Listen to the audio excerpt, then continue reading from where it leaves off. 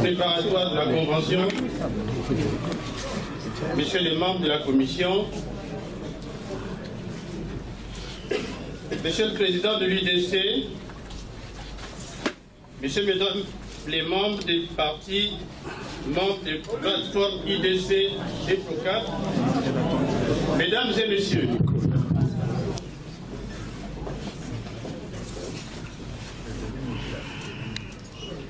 tant attendu, la convention PROCAT-IDC s'ouvre aujourd'hui. À quelques 2 mois d'une élection présidentielle problématique,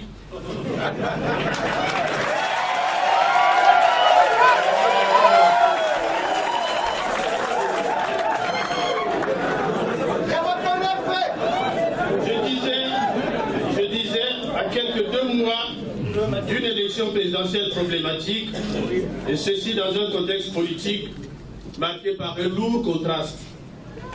Il se dégage en effet une dichotomie manifeste. D'une part, les forces politiques de l'opposition portées vers le progrès démocratique et alignées sur les courants de pensée qui ont construit le monde des Lumières et qui se résume de nos jours en l'acceptation du pluralisme politique sous-tendu par l'organisation des élections libres et transparentes, et donc qui souscrivent à l'alternance démocratique. D'autre part, les forces politiques obscurantistes et rétrogrades, incarnées par le pouvoir PCT, qui, au-delà des discours déclamatoires et des oripeaux de démocrates, demeurent farouchement opposés à l'alternance et au progrès démocratique, et de ce fait maintiennent la société dans la discorde permanente en sublimant la violence et en en faisant un moyen d'accès ou de maintien au pouvoir.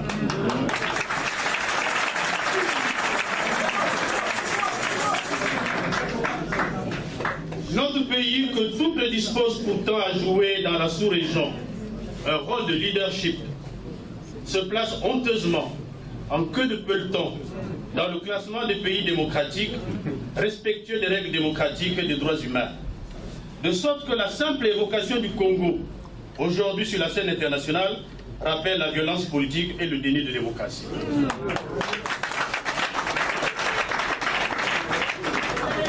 Sur l'autre versant du continent, heureusement, se trouvent des pays respectables et respectueux des principes démocratiques et connaissent des avancées significatives qui se traduisent par l'organisation des élections conformes aux standards internationaux. On peut citer entre autres le Sénégal, le Bénin, le Cap-Vert, la Tanzanie, la Namibie et tout dernièrement, vous le savez, le Mali, la Côte d'Ivoire, le Burkina et j'en passe.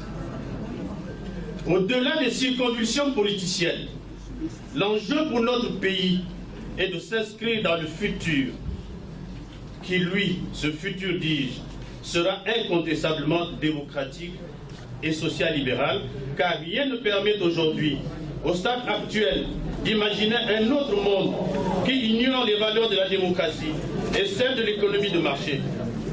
Et pourquoi ne pas intégrer cette dimension démocratique et doctrinale dans la réflexion de notre convention, qui donnerait à nos 2 plateformes, PROCAT, IDC et peut-être une 3e qui s'ajoutera, j'imagine bien, au cours de ces assises, dans leur reconstruction future, une touche nouvelle et apporterait une valeur ajoutée à la donne politique congolaise en bousculant l'establishment traditionnel.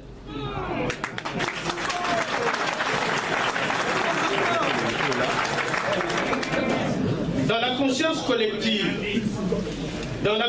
collective, le 27 septembre 2015 apparaît comme la date de naissance d'une réelle opposition politique au Congo.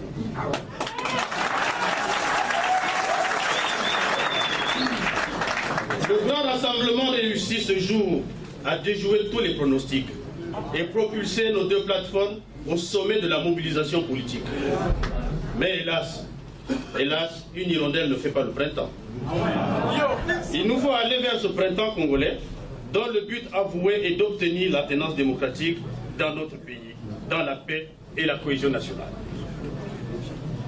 Le chemin qui nous y conduit est encore jalonné de difficultés, parmi lesquelles celles qui touchent à notre propre vision du vivre ensemble. Le vivre ensemble, c'est d'abord s'accepter, se comprendre, se reconnaître les qualités et les défauts. Le vivre ensemble, c'est aussi...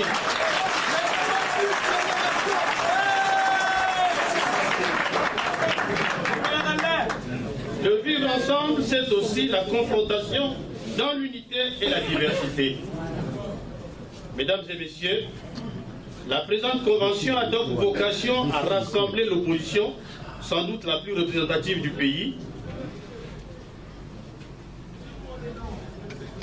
et nous permettra de jeter les bases d'une organisation à terme plus harmonieuse et plus assumée, mais qui ne porte pas préjudice à l'autonomie de chaque plateforme et qui conserve à chacune sa marge de manœuvre.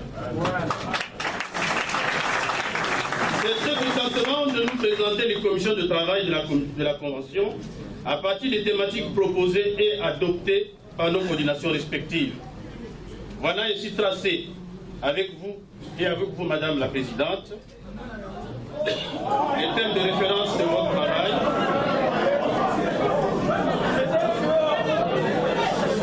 Je vous souhaite donc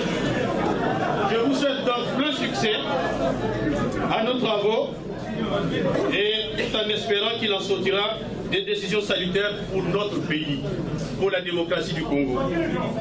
Vive la démocratie, vive le Congo, je vous remercie.